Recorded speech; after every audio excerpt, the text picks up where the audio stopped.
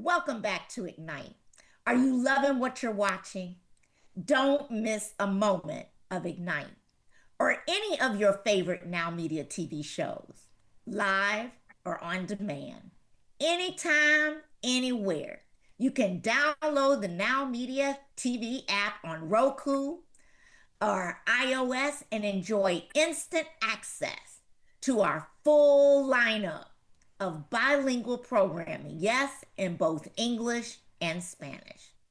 Now, for those of you that prefer to listen on the go, don't worry, we've got you covered. Catch the podcast version of the show right on the Now Media TV website at www.nowmedia.tv, where from business to breaking news to lifestyle, culture, and everything in between. Now Media TV is streaming 24 by 7, ready whenever you are. So let's get back. I'm here with José Pereira, and who is sharing not only his survival story, but the powerful lessons it gave him. And so in this segment, we'll explore how the trauma can be transformed into testimony and a message of healing and hope that can change the lives. So, Jose, how did you turn your story of trauma into a message that now helps others? Well, that's a great question because you know, in life, when you're going through any situation that creates a trauma, you can there are two ways you can face this thing. You can do it in a positive way, or you can do it in a negative way. So that when you go to the negative ways, where the people get there and the trauma and suffer and become a victim, but when you do it in a positive way, you transform your trauma in a purpose, and then you're not a victim, you're a victor.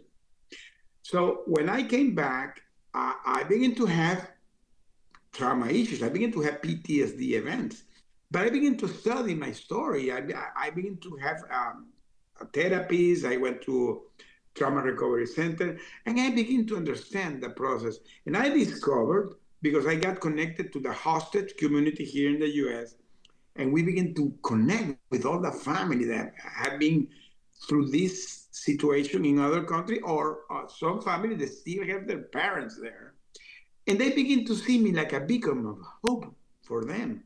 And literally I begin to coach some of them, and I said, "Oh, I can really use this in a powerful way." So what I did, that I combined my survivor experience that I got, that I began to study things that we did there, with my leadership experience that I had during my 30 plus year in the oil and gas.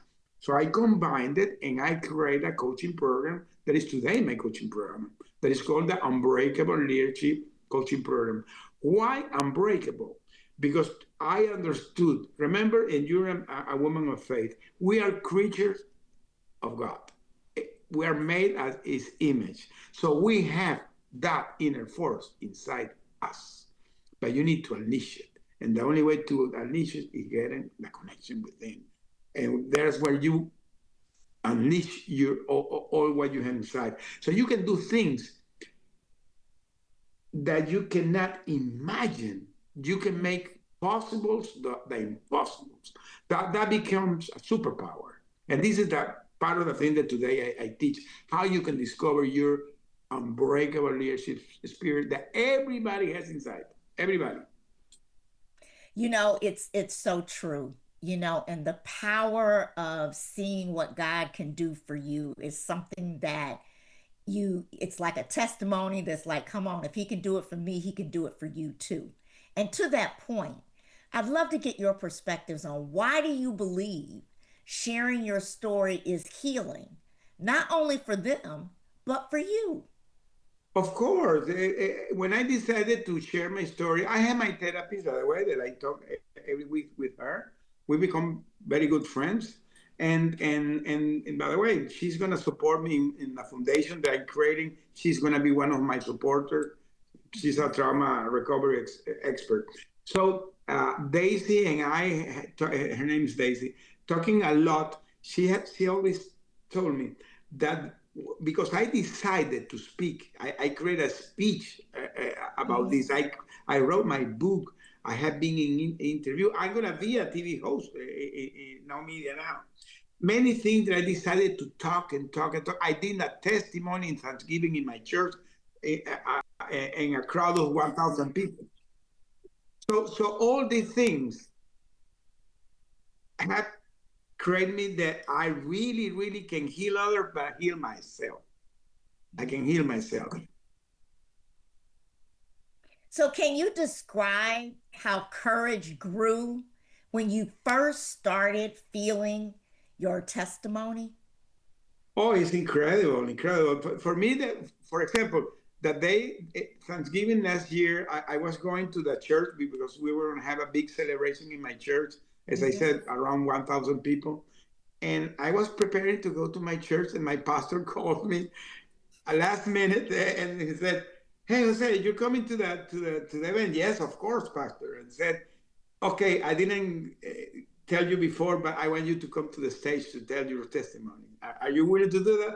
Of course, Pastor. I was not prepared, but I came to the stage. I saw the big crowd, and giving my testimony in Thanksgiving. Oh wow, that was incredible. So there was a lot of people crying, laughing, clapping. It became a joyful moment because everybody got identified. It was the perfect moment. I was giving thanks to God in a Thanksgiving. What a beautiful moment to do your testimony. Today, going to any stage that I go today, I can see the faces of the people. I Mhm. can see the smile in the faces of the people. I can see the tears of the people. And that gives me joy because I'm touching souls. I'm touching souls. Wow. Well, Jose, what fears did you have to overcome to speak out about what happened? We all have fears at points. What did But you have to overcome to even get to this point? I can tell you, Vicky, I'm today fearless. I really, really, I are so connected to what I do and really believe that I'm walking with the grace of God because this has become a calling for me, and I'm doing it because of Him, not because of me. I don't see fear. I feel it's joy. Well, you can be in I have been in stages with 7,000 people. In a Hmm. stadium with 7,000 people, see the crowd there, and you have sometimes a little fear. But when you think that you're doing this because you're giving your testimony that's going to impact others, there's no more fear. There's courage. There's no more fear. Amen to that. It's one of those things that when you've been brought through the storm, sharing that story and testimony is something else because you know what the other side can look like. And Correct. I think it's just phenomenal that you're willing to open up and share your story because as both of us know, God asked us to share our testimonies with others so that they will continue to believe and know what we have come to learn and know. Correct. So, Jose, how can leaders and entrepreneurs use their own life story to create impact? Well, that's a great question. Storytelling is the best way that you can make impact. So any leader that really wants to get connection with their people, with their employees, with their uh, clients, is sharing the testimony how he got there.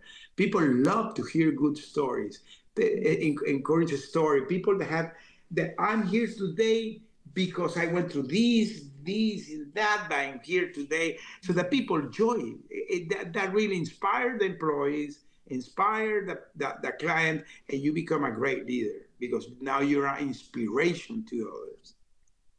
And it's something that, as you know, being a coach and sharing stories and connecting with people is so important. And the thing that is so interesting is it can be lonely at the top. And there are times when leaders need that connection too.